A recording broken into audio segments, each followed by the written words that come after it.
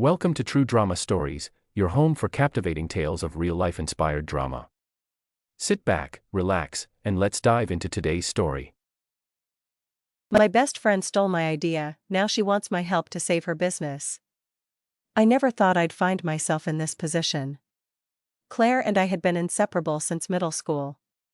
We were the quintessential best friends who knew everything about each other, our dreams, fears, and ambitions. Back then, we spent hours fantasizing about our futures, and it felt like nothing could ever break our bond. But I was wrong. Claire shattered everything with a betrayal so calculated and cruel that it took years for me to fully process it. The story begins about 7 years ago, just after we graduated from college. I had always been fascinated by sustainable fashion and wanted to make a difference in the industry.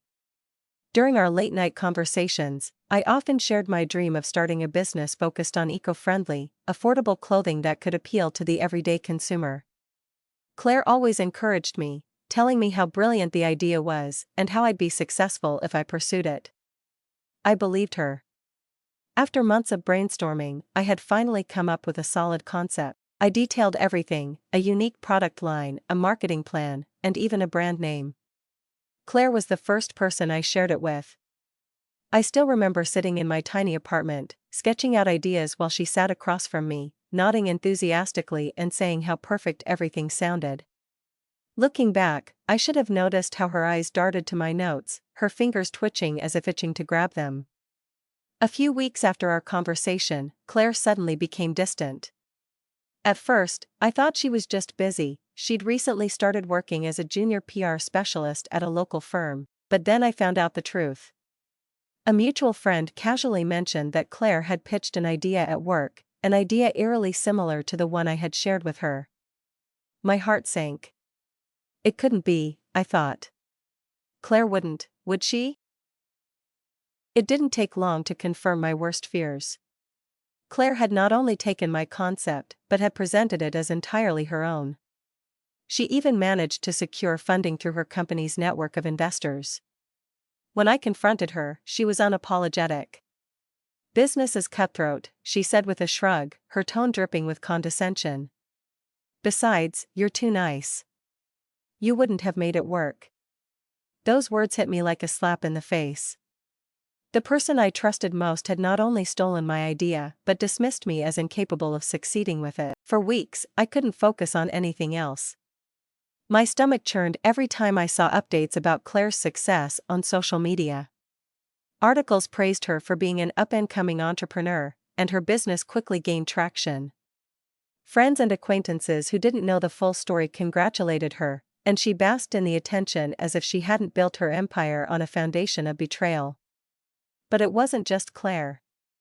People I considered friends began to turn on me. When I tried to share my side of the story, they either didn't believe me or dismissed it as jealousy. "You're just upset because Claire made it big," one mutual friend told me. "You should be happy for her." Happy? Watching someone else live out my dream while I was left with nothing felt like being gutted over and over again. Claire's influence grew, and so did her ability to control the narrative.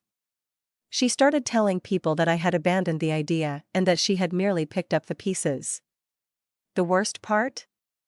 People believed her. She had the success, the connections, and the spotlight, while I had nothing but my shattered trust and mounting frustration. Invitations to group outings stopped coming. Friends stopped replying to my messages. Slowly but surely, I became a pariah in my own social circle.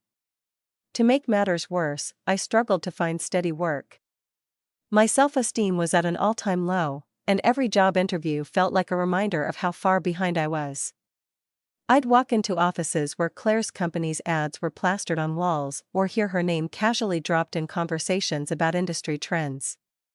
It was suffocating. Bills piled up, and I eventually had to move out of my apartment and take on multiple part-time jobs just to stay afloat. While Claire attended galas and networked with influential figures, I was folding clothes in a retail store and working late shifts at a coffee shop. It felt like the world was punishing me for daring to dream. But amidst the chaos, something inside me refused to give up. I started taking small steps to rebuild my life. On nights when I wasn't working, I took free online courses in marketing and sustainable design. I saved every penny I could, cutting out anything that wasn't essential. Slowly, I began to draft new ideas that felt even more authentic to who I was and what I wanted to achieve. Months of relentless effort turned into years of incremental progress.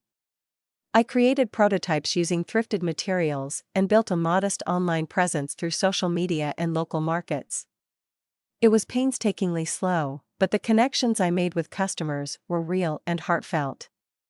People resonated with my story and the integrity of my mission. They wanted something personal, not mass-produced fluff, and I was determined to give it to them. Over time, my confidence returned. I pitched my ideas to boutique owners and small investors. Some said no, but a few said yes. The yes moments were what kept me going. Eventually, a local boutique stocked my designs, and a small magazine featured my work. It wasn't glamorous, but it was genuine, and it was mine. Through it all, Claire's name loomed in the background like a specter. I couldn't deny the satisfaction I felt when I heard whispers of her business struggling. It wasn't public knowledge yet, but people in the industry hinted at poor management and waning interest. It felt like justice, albeit bittersweet.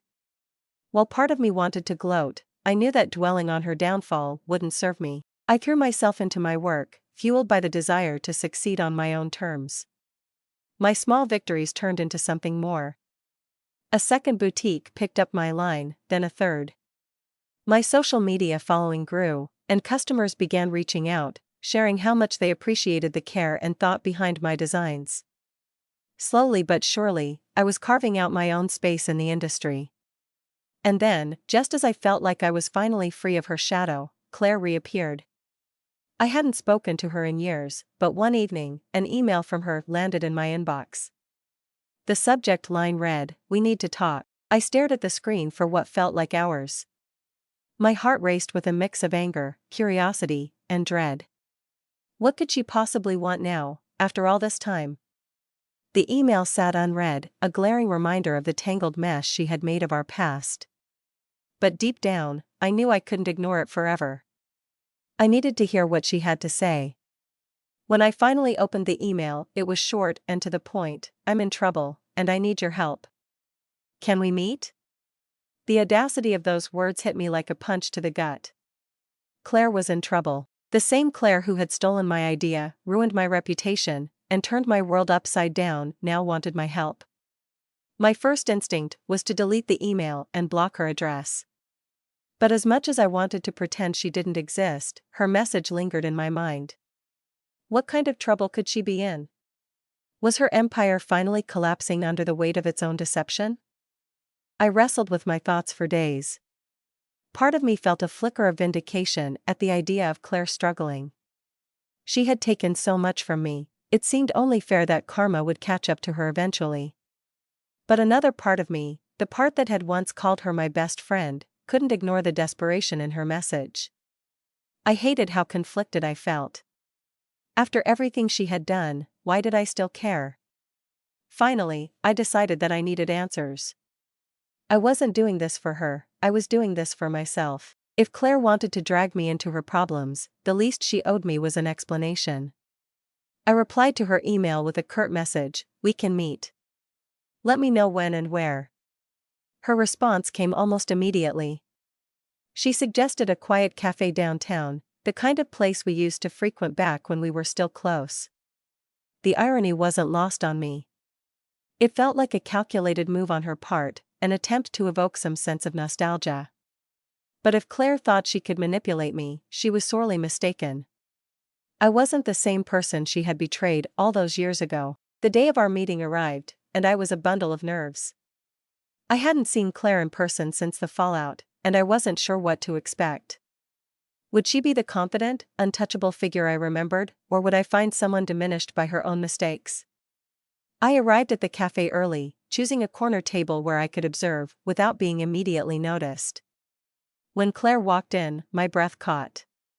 She looked different.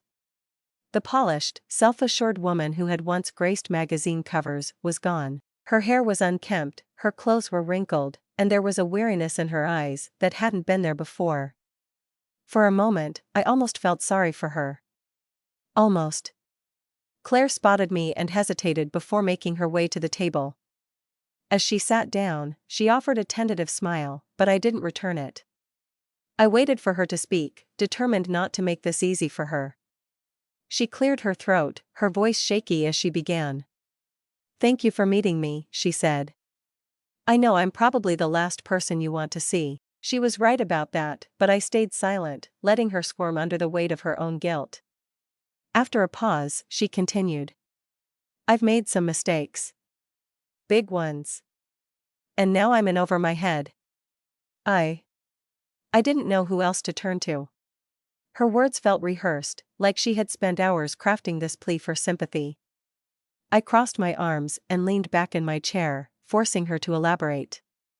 "My business isn't doing well," she admitted. "I made some bad investments, trusted the wrong people. And now everything I've worked for is falling apart." I raised an eyebrow at her choice of words. "Everything you've worked for?" I asked, my voice laced with sarcasm. Her face flushed, and she looked down at her hands, which were nervously twisting the strap of her purse. "I know I hurt you," she said quietly. "And I'll never forgive myself for what I did.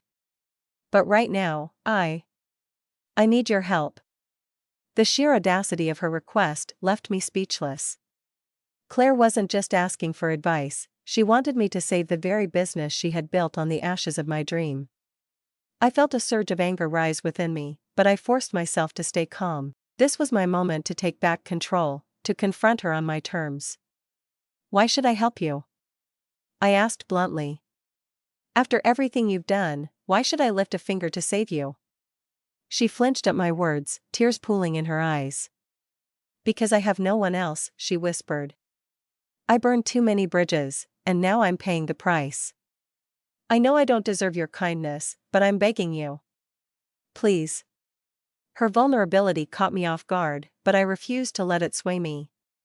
I needed time to process what she was asking and decide how, or if, I wanted to respond. "I'll think about it," I said coldly, rising from my seat. "But don't expect miracles." As I walked out of the cafe, I felt a mix of emotions, anger, satisfaction, and a lingering sense of unease. Claire's plea had reopened old wounds, but it had also reminded me of how far I'd come. No matter what happened next, one thing was certain: I was no longer the person she had betrayed. And this time, I held all the power. For days after our meeting, Claire bombarded me with emails and messages. Each one tugged at a different thread of emotion. Some were desperate, begging me to reconsider. Others tried to invoke our shared history, reminding me of the years we had spent as best friends. One particularly manipulative message even referenced my late mother, suggesting that she would have wanted me to show compassion. I was furious. Claire's attempts at emotional blackmail only solidified my decision. I couldn't let her use my past, my pain, or my progress against me. When I finally replied, my response was succinct and final: "I'm sorry, Claire, but I can't help you. Please don't contact me again." The backlash was immediate. Claire didn't just accept my refusal, she weaponized it. Within days, mutual friends and acquaintances began reaching out, all parroting the same message: "How could you turn your back on Claire?" They couldn't seem to comprehend why I wouldn't help her, chalking it up to pettiness and jealousy. I tried to explain my side, but most of them had already made up their minds. To them, Claire was the victim, a former friend in need who had made a mistake but deserved forgiveness. Even my own family got involved. My aunt called me one evening, her tone sharp with disapproval. "She was your best friend," she said. "People make mistakes. You can't hold a grudge forever." I was livid. None of these people had been there when Claire betrayed me. None of them had seen the years of struggle I endured to rebuild my life.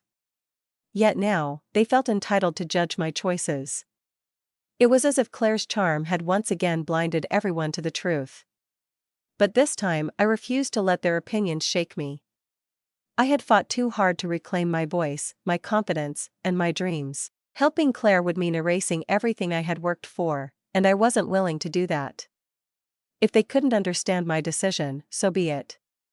I had finally learned to prioritize my own well-being, and I wasn't about to sacrifice it for someone who had already taken so much from me. I turned my focus back to my business. Orders were growing steadily, and I was starting to expand into new markets. Every ounce of my energy went into creating something meaningful, something I could be proud of. The noise from Claire's camp eventually began to fade as people moved on to other gossip and dramas. Yet, I knew that my refusal had left a lasting impression on some, and not in a good way. There were still whispers, still moments when I felt the judgmental eyes of former friends. Months later, I heard through the grapevine that Claire's company had officially shut down. It didn't make headlines. Her once celebrated brand had quietly crumbled under the weight of her mismanagement and bad decisions. Part of me felt vindicated. She had built her empire on a foundation of lies, and it was only a matter of time before it collapsed. But another part of me couldn't help but feel a pang of sadness. This was someone I had once considered family. Seeing her fall so far was difficult, even after everything that had happened. I would be lying if I said I didn't second-guess my decision at times. In the stillness of the night, I would find myself wondering, could I have made a difference? Would helping her have repaired some of the damage between us, or would it have only dragged me down with her? There were no easy answers, and the uncertainty lingered like a shadow. I've always believed in taking responsibility for my choices, and this was no exception. I chose to protect myself, to value my own growth and success over someone who had repeatedly proven she didn't deserve my trust, but that choice didn't come without a cost. There were moments when the guilt crept in, whispering that I could have done more, been better, taken the high road. And so, I ask you, what would you have done in my position? Would you have helped someone who had betrayed you so deeply, risking your own hard-earned stability in the process? Or would you have done as I did, standing firm and refusing to let the past dictate your future? I don't know if there's a right or wrong answer. All I know is that I made the decision I could live with, even if it wasn't the one everyone else wanted me to make. Update 1. Oh, because so many of you have been asking for an update, here it is. I thought the drama was behind me after Claire's company folded, but it seems she had one last card to play. A few weeks ago, I received notice that Claire was pursuing legal action against me. Her claim? That I had stolen her idea and used it to build my own business. I wish I could say I was surprised, but honestly, this felt like a move straight out of her playbook. The accusations are completely baseless, of course. My business is built on original designs and concepts that I developed years after Claire's betrayal. But that hasn't stopped her from dragging my name through the mud, again. She's accusing me of using confidential information she allegedly shared with me during our friendship, twisting the timeline to make it look like I copied her work. It's absurd, but I've learned that the truth doesn't always matter when someone is desperate enough. At first, I was furious. The nerve of her, after everything she's already put me through. But after the initial shock wore off, I found myself more determined than ever. This time I'm not the naive, struggling person I once was. My business is thriving, and I finally have the resources to defend myself properly. I've hired a legal team that specializes in cases like this, and they're confident we can prove her claims are nothing more than a desperate attempt to stay relevant. Still, the process is draining. Claire has a knack for making herself look like the victim, and some of the same people who defended her before are rallying to her side again. It's frustrating, but I've come to accept that not everyone will see the truth. What matters now is that I stand my ground and protect what I built. In some ways, this legal battle feels like the final chapter of a story that started years ago. Claire may have been the catalyst for so much pain and growth in my life, but she doesn't get to dictate my future anymore. Win or lose, I know I've done everything in my power to stay true to myself and my values. For now, I'm focusing on my business and preparing for the fight ahead. The irony isn't lost on me. Claire once told me I wasn't strong enough to succeed, and yet here I am, stronger than ever. If she thinks she can take me down, she's in for a rude awakening. I've worked too hard to let anyone, not even her, take away what I built. I'll keep you all updated as things progress, but I'm feeling optimistic. With the support of my team and the lessons I've learned along the way, I'm ready for whatever comes next. Update 2. Since so many people have reached out again, here's what's happened. The legal battle is over, and I won. Claire's case was dismissed almost immediately once my legal team presented evidence of my independent work. Not only did the judge throw out her claims, but Claire was also ordered to cover my legal fees. It was a huge relief, both emotionally and financially. After years of fighting to protect what I'd built, it felt like justice had finally been served, but the story didn't end there. A few weeks after the case closed, I received a letter from Claire. It was handwritten, several pages long, and filled with apologies. She admitted that she had acted out of desperation, trying to salvage what little she had left. The letter detailed how she'd lost everything: her business, her savings, and even her home. She said she was sorry for everything she'd done to me and begged for forgiveness. I wish I could say it was easy to read, but it wasn't. Part of me wanted to believe her words, to see the sincerity in her apology.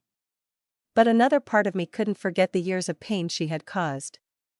Her letter only reopened old wounds, making me question whether forgiveness was something I could genuinely offer. To make matters worse, news of her letter spread, and the cycle of emotional blackmail began again. Friends, acquaintances, and even distant family members started reaching out, urging me to be the bigger person. They told me how badly Claire was struggling, how she was on the verge of being homeless, and how I was the only one who could help her. It felt like déjà vu, another wave of judgment and pressure to fix a situation I didn't create. For weeks, I wrestled with what to do. On one hand, I didn't owe Claire anything. She had made her choices, and those choices had consequences.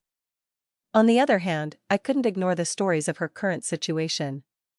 I didn't want to be responsible for someone ending up on the streets, no matter what they had done to me in the past. In the end, I decided to offer her a lifeline, but on my terms.